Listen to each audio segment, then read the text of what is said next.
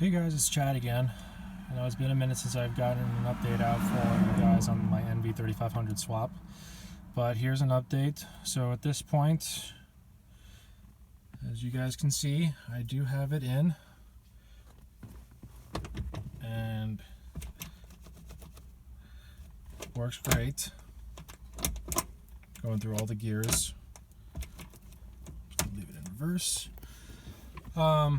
As like Low Butt Garage indicated, that if you use the Dakota NV3500 instead of the Ram NV3500, the shift tower right here is actually almost in the right place where it would be if this Jeep had the AX15. Obviously you can see I've cut the floor just about an inch or so on each side to accommodate the shift tower. That's going to be getting cleaned up here pretty soon as I start to reassemble the interior. But as you guys can see, got my pedals all hooked up. I am using a brake pedal out of a Jeep TJ at 97 to 06 TJ. So gas pedal still fits perfectly with my foot. Got my brake pedal and got the clutch pedal over there.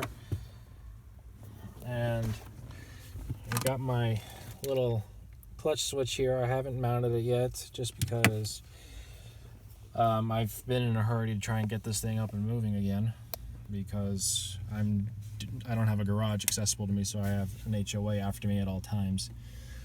So let me go ahead and I'll take you guys under the hood, show you what we got going on in there.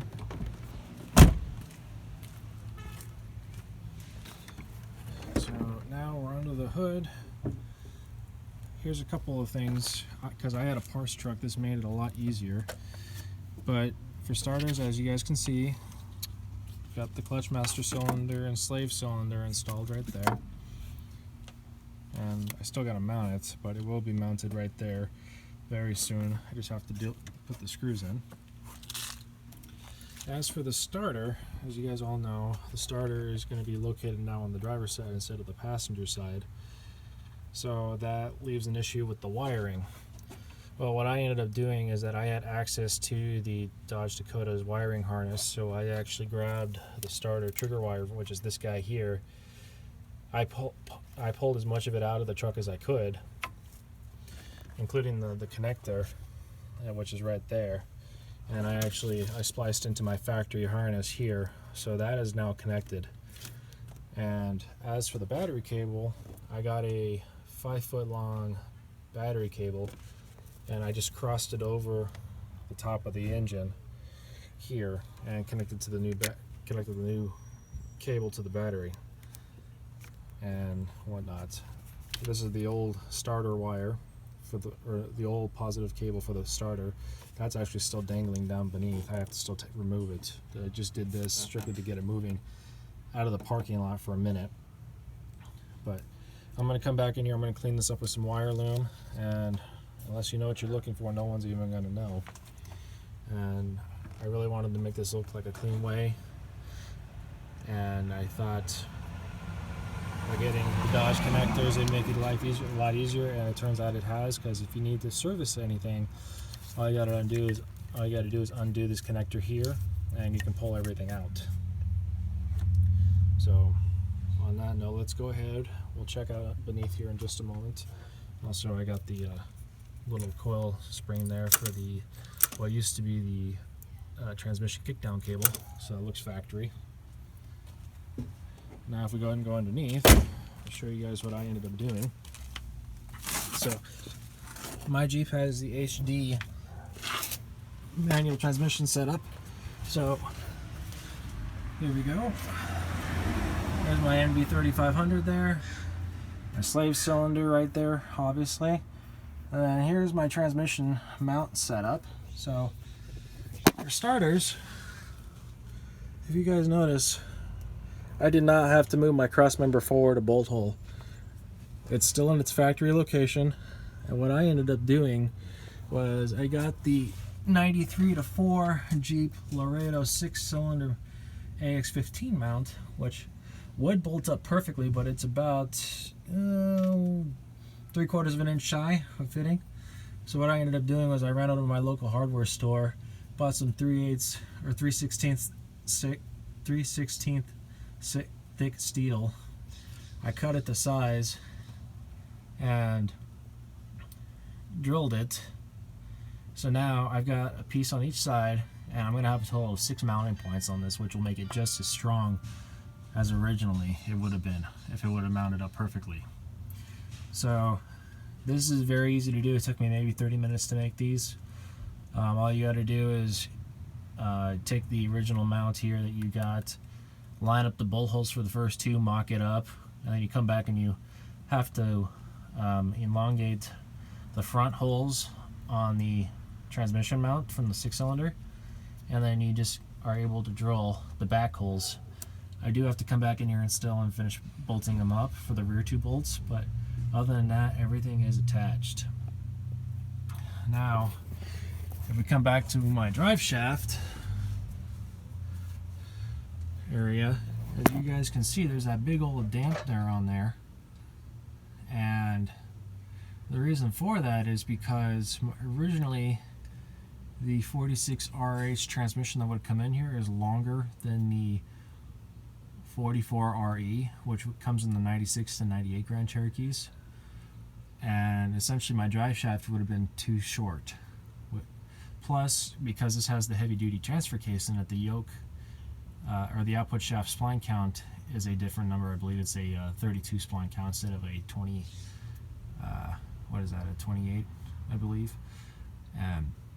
So therefore I ended up getting, I grabbed the yoke off of the truck transmission, the truck drive shaft, which has that giant dampener on it to help with vibrations while shifting with the manual. So I highly recommend you get that.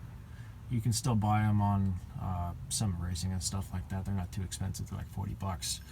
But anyways, as you can all see, I do have my drive shaft in. It does fit, but because my Jeep is lifted up 3 inches, the yoke is only in about halfway. So what I'm going to end up doing is, I got the truck drive shaft still. I'm going to go get that shortened. It's a giant, I think it's at least a 4-inch diameter shaft versus this little 2.5-inch shaft. So it's going to be much stronger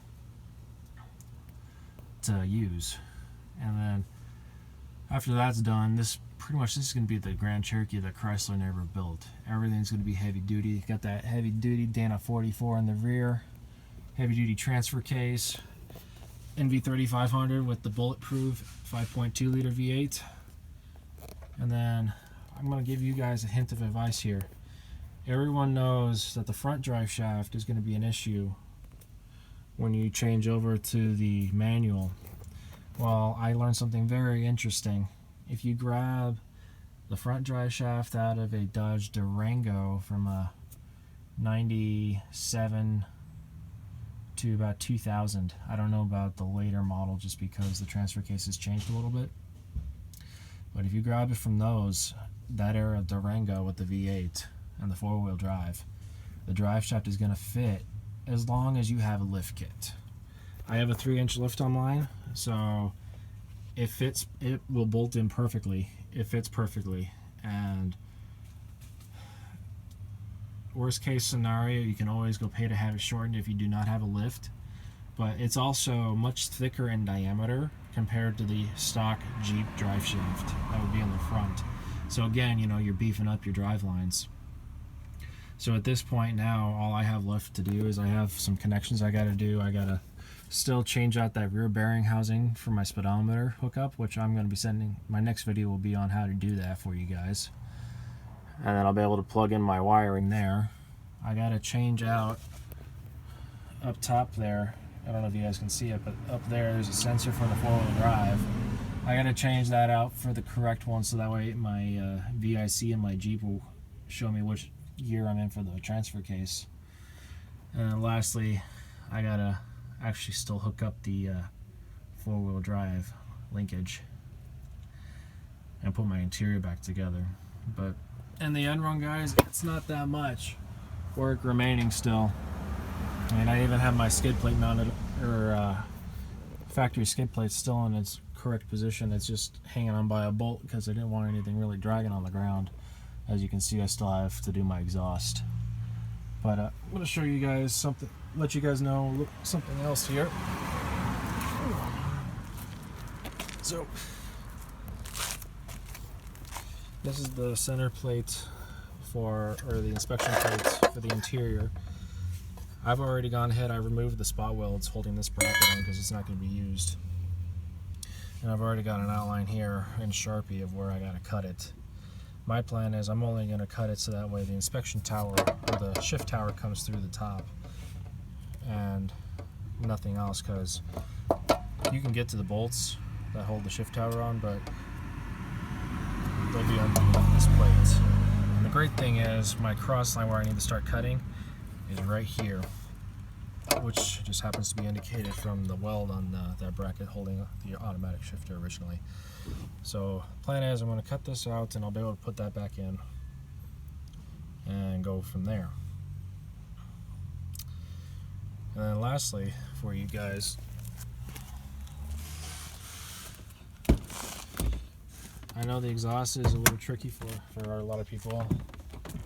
I'm trying to get everything rehooked up because the start is on the new driver's side instead of the passenger. So as you guys can all see, I still have my old manifold in there right now. That's going to be changing to a Dodge. Essentially, it's going to be a Dodge manifold from the late 70s all the way up to about 1991 or 2. It's a centered out manifold and it's got the same collector diameter as what would come on the Durango. Now it is a little bit smaller than the Grand Cherokee collector, but on a flip note, when you go to remove your Y pipe, you'll notice that the passenger side section of the Y pipe is heavily collapsed, or not collapsed, but it's squished enough so that way the V8 will fit in here. So between the restriction on that side of the engine and then a little bit of a restriction on the driver's side, it should actually balance out the engine a lot better than it's currently sitting, because the Y pipe originally wouldn't have had any obstructions in it on the driver's side, whereas the passenger side did. Now there's going to be one on both sides, which would in theory make it run a little bit better. So anyways guys, on that note, I'll send out another update soon. Talk to you guys soon. Bye.